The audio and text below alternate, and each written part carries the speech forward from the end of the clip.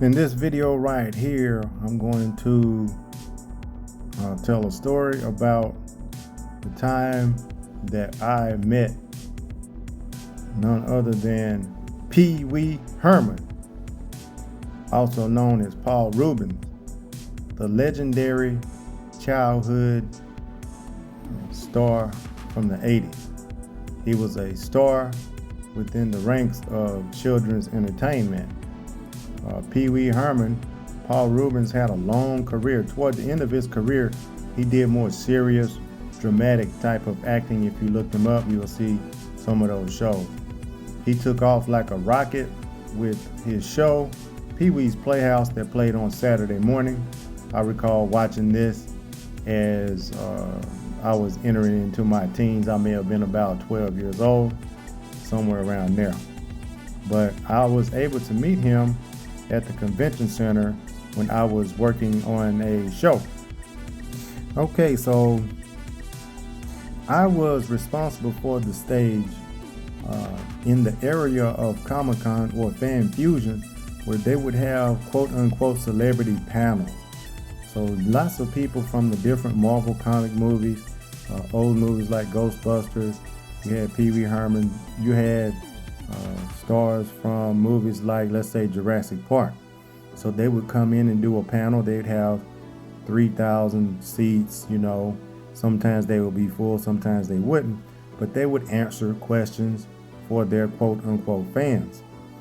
It was always interesting to see these people in person. After you've seen them enough, it's not as, exciting as you would think it is. They become people to you. But people like to say they're just like us. They're not, because everyone's not there to see you. They're there to see them. And they do make a lot of money, and a lot of people get to see them all over the world. So they're not just like you. Or the human aspect, yeah, they're going to be back there eating, sandwiches, drinking water, and sneezing going on. But other than that, lots of people know who they are, and they came to see them. But anyway, so I am working the backstage area, and along comes the handler for Paul Reubens, also known as Pee-wee Herman. So when we first made eye contact, I didn't know what to expect. But he came in straight-faced. He had on a dark emerald green suit, and it was really bulky. And I talked to the police officer that had been escorting him around. He had on a bulletproof vest. I did not know that. He was having some issues within his family that he was quote-unquote afraid for his life. So he had a lot going on. Anyway, we make eye contact. I see him. I give him the nod. He doesn't do anything. He just looked straight at me and then looked at where he was going and kept on kicking. His handler was the same way. Most people, they'll make small talk with you, especially if they know you're looking out for the stage and letting them know where they need to go. But he was a controversial figure because he got caught up in a scandal at a movie theater. So, he had things going on outside of his life that were totally opposite of what he portrayed as a silly, friendly, childish character for TV. So you never know how he was thinking. So, he wouldn't know if who you were, and if you still looked at him for what he was known for as a star within that children's entertainment industry, or if you looked at him for what he got into a bad situation regarding that movie theater incident.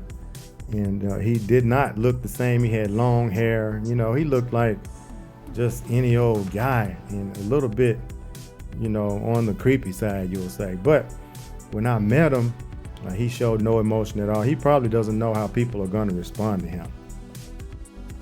But nevertheless, it was interesting because I called home. I told my sister, I was like, you never guess who I saw today.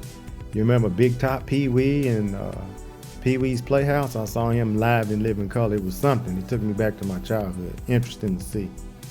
But I did get a chance to bump into him, as I have several people through my endeavors over life. Very interesting situation. Outside of his bad, what happened with him with the scandal, he seemed to be okay, but he was just straightforward.